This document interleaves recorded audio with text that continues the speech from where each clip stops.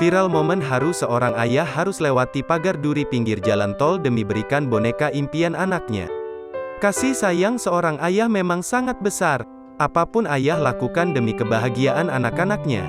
Sama halnya yang dilakukan oleh ayah satu ini rela lewati pagar berduri demi berikan hadiah boneka impian sang anak. Momen haru tersebut dibagikan oleh akun Instagram @dunia_kaum_hawa.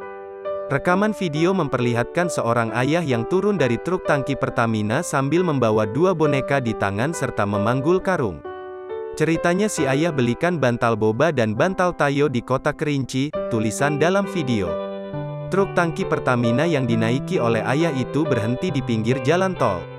Ayah ini kemudian berjalan ke lahan pinggir jalan tol untuk menemui istri dan anaknya yang sudah menunggu di sana.